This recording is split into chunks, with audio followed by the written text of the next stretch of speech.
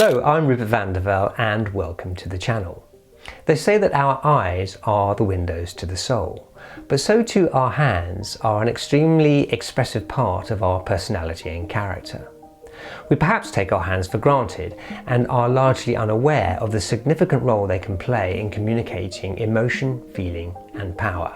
Our hands have a universal language of their own and can often convey more clearly what our words cannot. In this video, we're going to look at a selection of photographs that tell stories through people's hands. We'll look at how simple gestures and poses can create special photographic moments that without hands would not exist. This first picture is a good illustration of the storytelling potential of our hands and what their gestures can say about us. In Dorothea Lange's picture of a migrant cotton picker from 1940, the hand covers the mouth with the palm facing the camera. The close framing makes the image appear a little odd, as though the hand might belong to another person outside of the frame. As the man's face is partly in shadow, there is more identity in the hand itself. The detail and texture is similar to that of the piece of timber that he leans on. This is the hand of a hard-working labourer whose life was spent in the fields from dawn to dusk, and perhaps represents him more than any part of his being. And some might say that in his palm, his destiny can be read. Dorothea Lange is perhaps best known for her Depression-era work for the US government's Farm Security Administration program. This picture, titled Migrant Mother, was taken in 1936. She found this woman camped in a field with her children, and the image came to represent the plight of migrant farm workers during the Great Depression. And she took a series of pictures of her. The woman's worried, distracted expression tells us of the seriousness of her situation. But to me, her hand resting uneasily on her face communicates a lot more. It suggests a restless mind and a fear of the unknown future that lies ahead for her and her children. The hands in the next picture are quite a contrast as regards the likely work they do in comparison to those we have just seen. I took this picture on the train one morning on the way into work. It was an early winter's morning and everyone was wrapped up against the cold. I like this guy grabbing some extra snooze time before stepping off and making his way to the office for the day. I thought how relaxed his hands looked, lying in his lap, motionless with their contrast against his dark coat. And the likely contrast too, in how active they would be once the working day has started. Like the closed eyes resting under the hat, the hands too have a few moments of repose. The hands in this next shot are by the Bragdon brothers, two brothers who shoot the streets of Edinburgh in Scotland. These hands are like trophy cabinets displaying their finery. The use of close-up flash has given the picture a strong contrasty look, which is perfect for the subject, and the cigar poking out is another nice detail.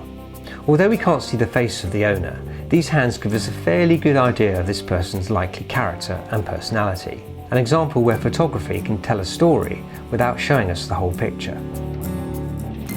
The American photographer Elliot Erwitt produced a book called Handbook, looking at the expressiveness and significance of our hands. The pictures describe the whole gamut of human behaviour in both intimate and public situations. Erwitt has a good understanding of what makes his type of picture work and knows just where he needs to be to capture it. Looking for intriguing ways to use hands in your pictures makes for a good project and will get you thinking about how they can be creatively put to use. Vivian Maher was largely known for her black and white street pictures taken with her Rolleiflex in Chicago and New York. But in this colour picture we see a pair of hands in an idle moment, unoccupied with nothing to do. They may, of course, subconsciously be communicating a very different message. They almost look a little awkward, with the lady not really knowing how to hold or present them. They are almost like spare parts. I like the idea that the message conveyed by them is ambiguous, leaving the viewer to make up their own mind about them. Are they shielding from the bright light or objecting to being photographed? Who is the recipient of this hand waiting in the shadow? Is this emotion or exhaustion? Holding up and trying to hold down? The next picture is one of my favourite Fred Herzog pieces because I love the contrast between the two protagonists. On the one hand, if you'll forgive the pun, we have the bandaged hand of the man holding a cigarette, who, along with what looks like a nasty shaving cut, looks like he's having a bad morning. and on the other we have this well turned out lady who stands neatly holding her pristine white gloves, looking rather curiously at the sight of this poor chap squinting into the morning sun while signalling for the bus to stop with his other hand outside the shot. Whatever the story is, it's pure street theatre and is successful on so many levels, not least of all the power of hands to tell stories. The disembodied hand in this picture works as a more abstract approach, but the message is the same, a necessary moment for the smokers. Group shots can work just as well, and the effect of many raised hands can be very impactful. The silhouettes of these ladies doing Tai Chi are quite strong graphic shapes against the backdrop of the church, but their raised hands look quite loose and relaxed as they hang in the air.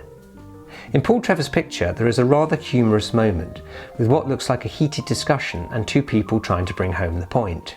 We are denied the identity of one of the pointers, which obviously gives more authority to the one we can see, although the faces in the shot are inclined to the speaker outside of the frame, while the boy stuck in the middle just looks like he'd rather be elsewhere, away from it all. Hand gestures captured in this way describe the emotional content of a scene quite clearly. The hands are almost being used as weapons to force a point home. But in our final picture, the simple gesture of checking a wristwatch for the time takes on a very different meaning.